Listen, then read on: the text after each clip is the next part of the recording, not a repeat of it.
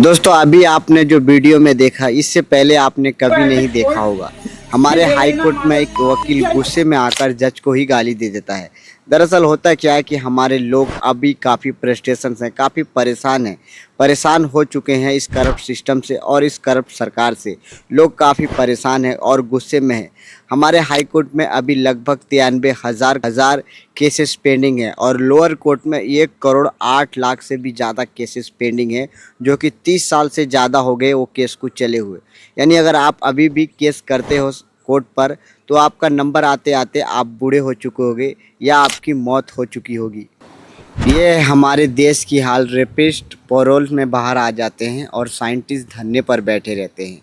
आप सरकार को टैक्स देते हो ताकि सरकार आपको अच्छी सुविधा और अच्छी सड़कें प्रोवाइड करे, लेकिन सरकार ऐसा नहीं करती। आप सरकार में रहने वाले मिनिस्टर से जब ये सवाल करते हो तो मिनिस्टर कहते हैं कि आपने कौन सी नई बात कर दी। अगर आपको ये सड़कें पसंद नहीं आती तो आप अपने हिसाब से सड़कें बना लो। मुख्यमंत्री जी करेंगे, वो कई जगह पर पहले ही बारिश में धंस गया है, क्या कहेंगे? कौन सी नई बात आप कह रहे हो? आप अपने आप सड़क बना लो।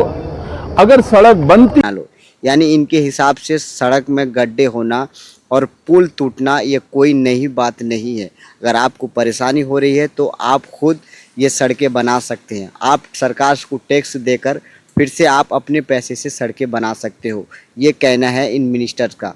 आप सरकार को टैक्स देने के बाद भी सरकार से सवाल नहीं कर सकते।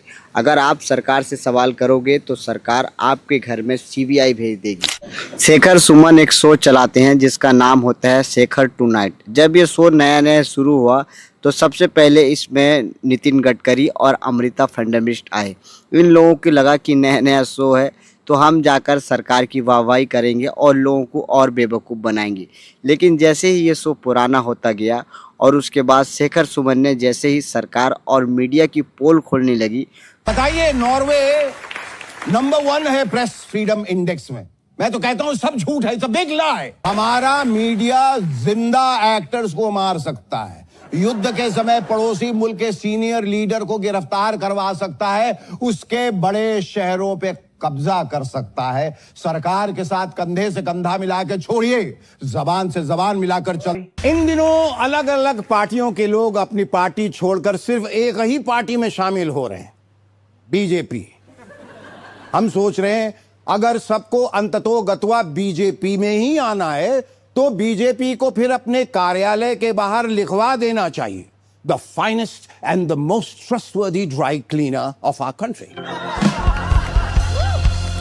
दाग ढूंढते रह जाओ। Established 2014। और उसके बाद शेखर सुमन के रिलेटिव के यहाँ सीबीआई भेज दी। शेखर सुमन ये भूल गए हैं कि जब ये सरकार से सवाल करते थे तब कांग्रेस की सरकार थी और ये लालू जी और कांग्रेस से सवाल करते थे। लेकिन अब नया भारत है।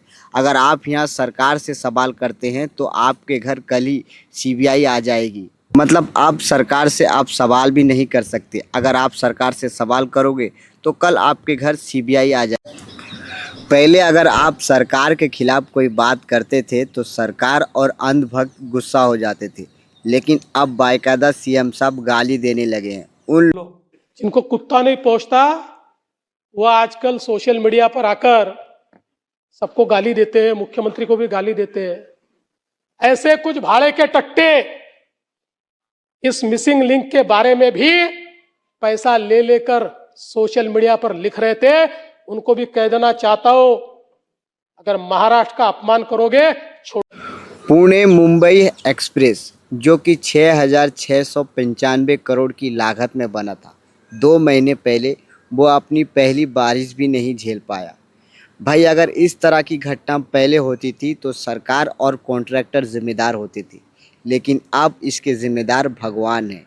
जी हाँ, MSRTC ने एक रिपोर्ट जारी किया है और कहा है कि ये एक्ट ऑफ गॉड है, यानी इसे गॉड की वजह से हुआ है, ये भगवान ने किया है। इसके ज़िम्मेदार ना ही सरकार हैं और ना ही कॉन्ट्रैक्टर हैं।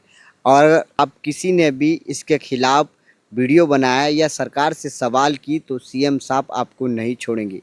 ये मैं नहीं कह रहा हूँ, ये महाराष्ट्र के सीएम खुद बता रहे हैं।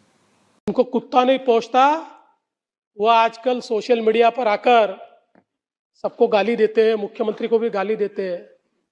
ऐसे कुछ भाड़े के टट्टे इस मिसिंग लिंक के बारे में भी पैसा ले लेकर सोशल मीडिया पर लिख रहे थे। उनको भी कह देना चाहता हूं, अगर महाराष्ट्र का अपमान करोगे छोड़ूंगा नहीं। दोस्तों